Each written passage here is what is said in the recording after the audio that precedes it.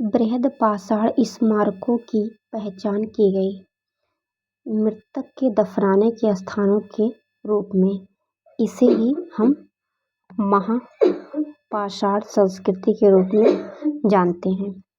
गैरिक मृतभांड पात्र यानी कि OCP का नामकरण हुआ था। तो इसका नामकरण हस्तिनापुर के जो भी पात्र हमें प्राप्त हुए हैं उसे गैरिक मृतभांड पात्र यानी कि OCP के नाम से जानते हैं। गैरिक मृतभांड संस्कृति की खोज पहली बार 1949 में पश्चिमी उत्तर प्रदेश के बिशौली, बदायूं और राजपुरम, परसू, बिजनौर नामक स्थानों पर बीबी लाल द्वारा दी गई। हस्तिनापुर के उत्खनन में इसका नामकरण हुआ। उत्खनन के आधार पर इसे OCP काल यानी कि 2650 से 1150 ईस्वी में से पूर्व निर्धारित किया गया। सूची 1 को सूची 2 से मिलान करना है हमें।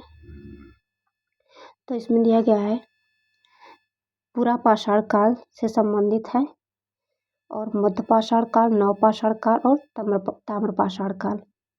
तो पुरापाषाण काल जो हो जाएगा इसमें नदी में अधिवास के रूप में। फिर उसके बाद में मध्यपाषाण काल में हम शैलाश्रय अधिवास के रूप में जानते हैं। उसके बाद में C का पहला हो जाएगा। नवपाषाण काल में हम कच्चे और पक्के मकान देखते हैं जो कि मेहरगढ़ में दिखाई देता है। ताम्रपाषाण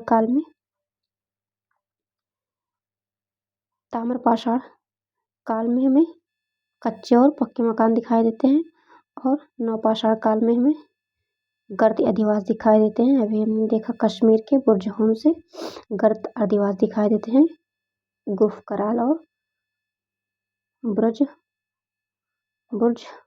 होम से। ओके, तो इस तरह अपना राइट आंसर हो जाएगा बी। निम्नलिखित में से कौन सा सही सुमेलित नहीं है? तो कायथा, चिरांद और पांडु राजडीह और दायमाबाद। तो ये कायथा संस्कृति, कायथा जो है वो जोरवे संस्कृति से संबंधित है। चिरांद जो है वो बिहार में ही है। पांडु राजडीह ये है बंगाल में, दायमाबाद महाराष्ट्र में है। कायथा की जो एक संस्कृति से संबंधित है वो अभी जो हमने देखा था जोरवे संस्कृति, कायथा और जोरवे संस्कृति। उसके बाद में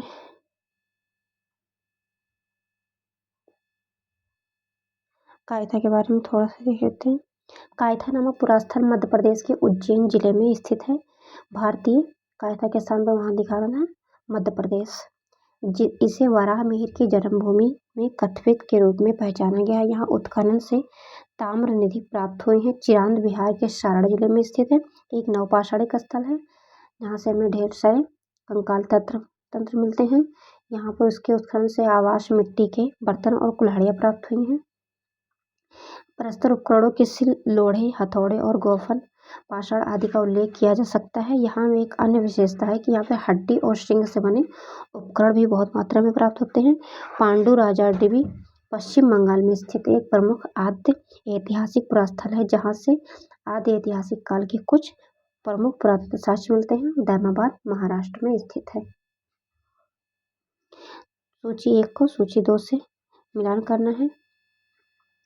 उज्जैन, इसमें से हम कायथा को मिलाएंगे। उस भी देखा हमने जो कायथा है वो वीरभानपुर, ये लघु पाषाण उपकरण यहाँ से मिले हैं। उज्जैन से गैरिक मृतभांड परंपरा थी। कायथा जो हो जाएगा वो ताम्र निधि और आहार बना संस्कृति। इस तरह ए का चौथा लघु पाषाण उपकरण और बी का तीसरा गैरिक मृतभांड, बी का तीसरा इस तरह राइट आंसर बी हो जाएगा। कोपहेगन संग्रहालय की सामग्री में पाषाण, कांस्य और लौह युग की त्रियुगीन विभाजन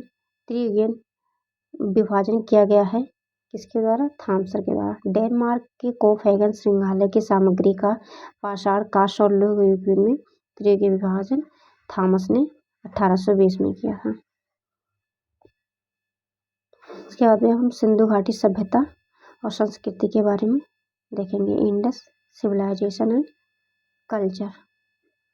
सूची 1 को सूची 2 से पहला क्वेश्चन है, मिलान करना है। सूची 1 में है बनावली।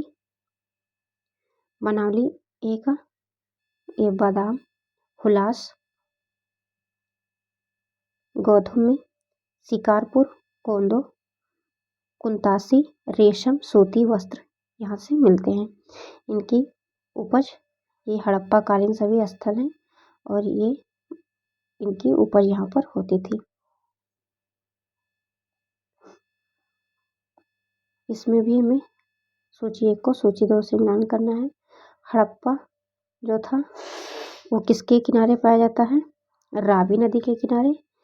कालीबंगा जो हो जाएगा घग्गर नदी के किनारे, और लोथल भोगवा नदी के किनारे। रोपड़ सतलज नदी, ये इसका सही है। तो डी का चौथा जो होगा, डी का चौथा इसमें है और इसमें है। दूसरा देख लेते हैं।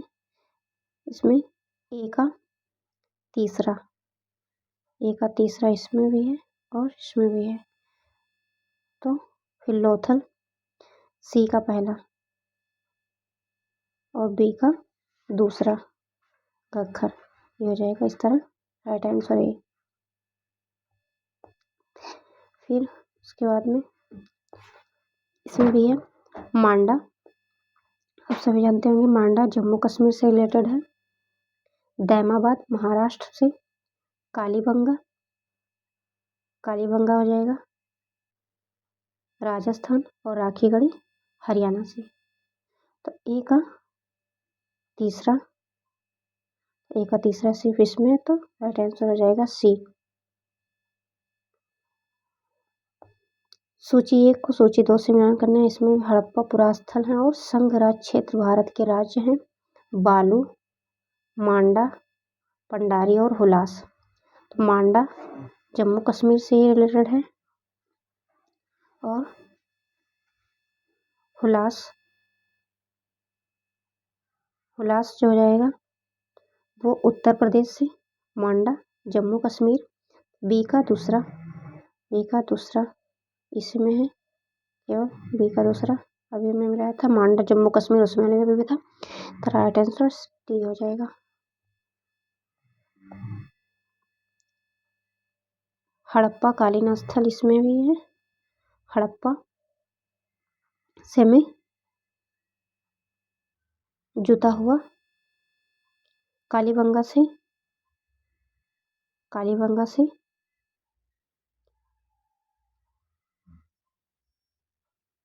ए का, हड़प्पा से सावधान R37। उसके बाद में लोथल, बी का दूसरा गोदी, कालीबंगा से जुता हुआ खेत, और मोहनजोदड़ो से नर्तकी की मूर्ति मिलती है। तो डी का चौथा, डी का तीसरा, तो डी का तीसरा ये हो जाएगा ऑप्शन नंबर डी।